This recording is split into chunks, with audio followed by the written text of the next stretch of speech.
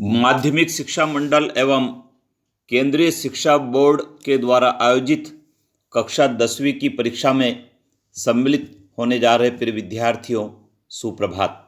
विद्यार्थियों, यदि आप नियमित एवं स्वाध्यायी परीक्षार्थी के रूप में इस परीक्षा में सम्मिलित हो रहे हैं तो आपको विज्ञान विषय की परीक्षा देना है। विज्ञान एक बहुत ही महत्वपूर्ण विषय है और इसको बहुत बारीकी से पढ़ने की आवश्यकता होती है। जो तथ्य होते हैं उन तथ्यों को हमको प्रस्तुत करना होता है और कई सारे सूत्रों का उपयोग भी करना होता है। विद्यार्थियों, आज की इस वीडियो में हम आपके लिए वर्कशीट का हल लाए हैं, क्योंकि इसके पहले वाले वीडियो में आपको वर्कशीट शेयर की गई थी और आपसे कहा गया था कि आपको इसकी तैयारी करना है। आपने उसकी तैयारी की भी होगी। तो आइए, वर्कशीट के जो प्रश्न हैं उनका आदर्श उत्तर क्या होगा। विद्यार्थियों, बोर्ड की परीक्षा में हमको क्वालिटी का उत्तर लिखना होता है, जिसमें पूरे में से पूरे अंक मिलते हैं। राइटिंग की भी शुद्धता होना चाहिए और क्वालिटी भी होना चाहिए। तो आइए, मैंने आपके लिए क्वालिटी का उत्तर भी तैयार किया है और राइटिंग की शुद्धता का भी ध्यान रखा है। मैं उम्मीद करता हूँ आप लोग इसको सुनेंगे, कॉपी में नोट भी करेंगे। आइए जान लेते हैं। विद्यार्थियों, यह लिखा है लवण किसे कहते हैं। आपकी वर्कशीट का पहला क्वेश्चन था। तो लवण वह यौगिक है जो अम्ल एवं क्षार की अभिक्रिया से प्राप्त होते हैं और लवण का सूत्र NaCl है। विद्यार्थियों, लवण प्रकृति में क्षारीय होते हैं। लवण स्वाद में नमकीन होते हैं और ये विद्युत के चालक भी होते हैं। इसी प्रकार से अम्ल और क्षार को मिलाने पर लवण बनता है। आइए विद्यार्थियों जानते हैं उदासीनीकरण अभिक्रिया किसे कहते हैं। विद्यार्थियों, अम्ल एवं क्षारक की अभिक्रिया के फलस्वरूप लवण व जल बनते हैं। इसे उदासीनीकरण अभिक्रिया कहते हैं। इसको सूत्र के रूप में यदि प्रस्तुत किया जाए तो क्षारक धन अम्ल, फिर एरो लवण धन जल के रूप में हम इसको लिखते हैं। विभिन्न अम्लों के रासायनिक सूत्र क्या है। विद्यार्थियों, कई सारे अम्ल हैं जिनके रासायनिक सूत्र आपको याद करने हैं। मैंने 5 प्रमुख अम्ल शामिल किए हैं जिनके रासायनिक सूत्र आपको बताए हैं। एसिटिक अम्ल CH3COOH, नाइट्रिक अम्ल HNO3, सल्फ्यूरिक अम्ल H2SO4, calcium oxide CaOH2, sodium hydroxide NaOH। ये जो अम्ल हैं जिनके रासायनिक सूत्र हैं इनको आपको याद करना है। इसी प्रकार से क्षार किसे कहते हैं। विद्यार्थियों, वे पदार्थ क्षार कहलाते हैं जो पानी में घुलने पर हाइड्रोक्साइड आयन पैदा करते हैं। ये स्वाद में कड़वे होते हैं और इनका pH मान 7 से अधिक होता है। विद्यार्थियों, क्षार साबुन के जैसा स्वाद इनका होता है और क्षार अम्ल के साथ मिलकर लवण व पानी बनाते हैं। कुछ उदाहरण हम देखें तो बेकिंग सोडा है, सोडियम हाइड्रोक्साइड है, ये सब क्षार के उदाहरण हैं।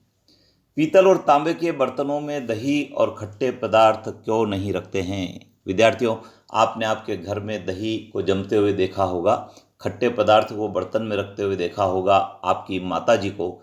तो कभी पीतल और तांबे के बर्तन में उसको नहीं रखते। क्यों? क्योंकि दही और खट्टे पदार्थ में अम्ल रहता है जो पीतल और तांबे के साथ अभिक्रिया करके विषैले पदार्थ बनाते हैं और ये विषैले पदार्थ हमारे स्वास्थ्य के लिए हानिकारक होते हैं। इसलिए दही और खट्टे पदार्थ को पीतल और तांबे के बर्तन में नहीं रखते हैं। धातु के साथ अम्ल की अभिक्रिया होने पर कौन सी गैस निकलती है। विद्यार्थियों, वस्तुनिष्ठ की दृष्टि से बहुत महत्वपूर्ण है, हाइड्रोजन गैस निकलती है। तनुकरण किसे कहते हैं। 2 नंबर का प्रश्न में महत्वपूर्ण है। किसी घोल में अधिक विलायक मिलाकर विलय की सांद्रता कम करने की जो प्रक्रिया होती है उसे विद्यार्थियों तनुकरण कहते हैं। तो आइए जान लेते हैं और इसके बारे में। जल में अम्ल या क्षारक मिलाने पर आयन की सांद्रता में प्रति इकाई आयतन में कमी हो जाती है। इस प्रक्रिया को तनुकरण कहते हैं। pH स्केल किसे कहते हैं। बहुत महत्वपूर्ण विद्यार्थियों, pH स्केल, P इसमें पावर शक्ति का सूचक है और यह जर्मन शब्द है। तो पीएच स्केल किसे कहते हैं? तो किसी विलयन में उपस्थित हाइड्रोजन आयन की सांद्रता पता करने के लिए जिस स्केल का उपयोग किया जाता है उसे पीएच स्केल कहते हैं। आपके सर ने आपको कक्षा में निश्चित रूप से पीएच के बारे में बताया होगा। आइए और जान लेते हैं। पीएच स्केल में प्रायः 0 से 14 तक पीएच निकाल सकते हैं और पीएच सार्वत्रिक सूचक अंतर्भारित पेपर द्वारा पता किया जाता है। ये बहुत महत्वपूर्ण है। जो सार्वत्रिक सूचक अंतर्भारित पेपर होता है उसके माध्यम से पीएच का मान ज्ञात किया जाता है। आइए विद्यार्थी जानते हैं अम्लीय वर्षा किसे कहते हैं। वह वर्षा जिसमें वायुमंडल में निहित रासायनिक तत्व या प्रदूषक मिल गए हों तथा जो पृथ्वी पर एक हल्के अम्लीय सांद्रता के रूप में गिरती है, अम्लीय वर्षा कहलाती है। और विद्यार्थियों, यह वर्षा प्राकृतिक रूप से ही अम्लीय होती है और जो अम्ल वर्षा होती है उसके कारण जो मूर्तियाँ होती है और जो धातु के आइटम होते हैं वो विद्यार्थियों खराब होने लगते हैं।